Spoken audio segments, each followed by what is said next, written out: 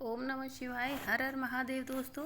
तो आज हम फिर आपको एक नए वीडियो में बताने वाले हैं कि हरियाली तीज कब मनाई जाएगी और ये क्यों मनाई जाती है, इसकी क्या कथा है और इसको कैसे इसकी पूजन विधि हमें करनी है।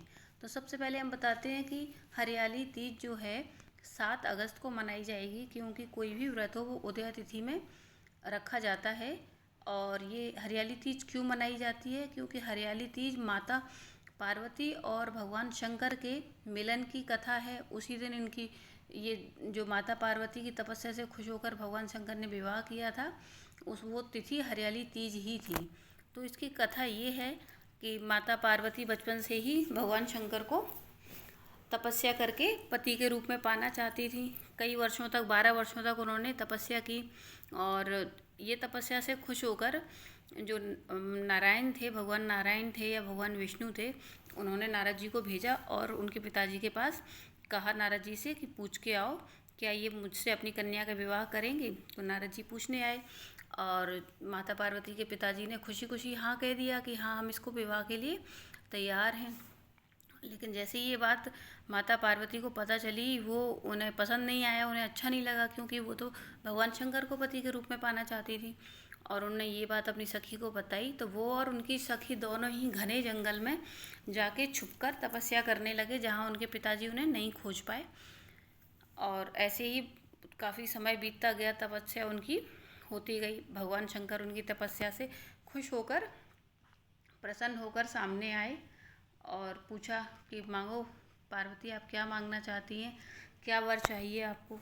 तो इस पर माता पार्वती जी जवाब देती हैं कि भगवान, मुझे कुछ नहीं चाहिए, मैं बचपन से ही आपको पति के रूप में पाना चाहती थी, आपको अपना स्वामी बनाना चाहती हूँ। तो मैं यही वरदान मांगती हूँ कि आप मुझे अपनी अर्धांगिनी के रूप में स्वीकार करें।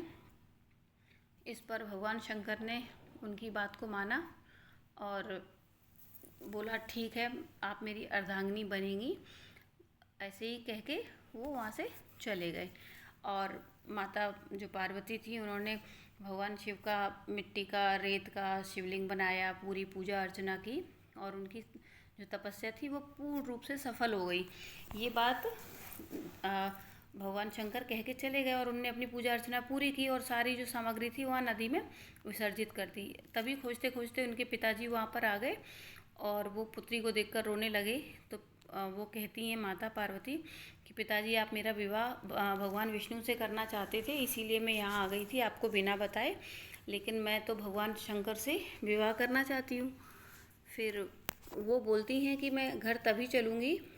उनके पिताजी कहते हैं कि घर चलो, तो वो कहती हैं कि मैं घर तभी चलूँगी कि जब आप मेरा विवाह विष्णु जी से ना करते हुए भगवान शंकर से करेंगे। तो इस पर उनके पिताजी मान गए और उनके भगवान शंकर के साथ विवाह करने की आज्ञा दी। बोला ठीक है, कर देंगे। तो जो उनका विवाह हुआ वो तिथि ये तृतीय थी, हरियाली तीज थी, जिसको बोलते हैं सावन माह की हरियाली तीज, जो हरियाली अमावस्या के बाद आती है। तो ये कथा थी जो हरियाली तीज की है। और इसकी अब हम बात करते हैं पूजन विधि की। सबसे पहले आपको बता दिया कि 7 अगस्त को इसकी पूजा की जाएगी, व्रत रखा जाएगा और विधि विधान से इनकी आप पूजा करें, माता गौरी और भगवान शंकर की। और कथा आपको बता दी है। अब बताते हैं इसकी कैसे पूजा करनी है। सबसे पहले नहा धो के आपको सुबह से ही मन में भाव रखना है कि आज मेरा तृतीया का व्रत है और ये निर्जला व्रत है जो अगले दिन खुलता है। इसे करवा चौथ से भी कठोर व्रत माना जाता है और ये सुबह से रखा जाता है। इसकी पूजा में जो भी हमें चाहिए पूरा निर्जला है, शाम से सुबह से लेके शाम तक भी पानी नहीं पीना, अगले दिन ही इस व्रत को खोला जाता है। तो सबसे पहले पूजा के लिए माता गौरी के लिए 16 श्रृंगार चाहिए, जिसमें आपकी चूड़ी, बिंदी, चुनरी, सभी कुछ, महावर, आलता, जो भी आप लगाते हैं, काजल, सारे 16 श्रृंगार पूजा में हों। और मिट्टी का एक शिवलिंग बनाइए, हो सके तो शिव परिवार बनाइए, उनका बड़े ही भक्ति भाव से, बड़े ही श्रद्धा से अभिषेक कीजिए।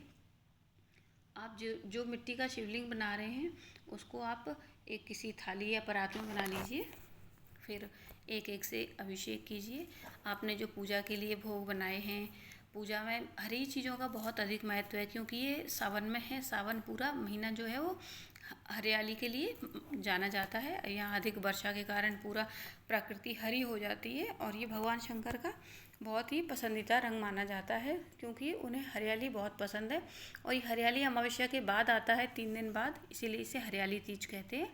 तो खूब मेहंदी लगाइए, 16 श्रृंगार जो होते हैं वो कीजिए, पकवान बनाइए और हरी चूड़ियाँ पहनिए, हरी साड़ी पहनिए और शिवलिंग का निर्माण कीजिए।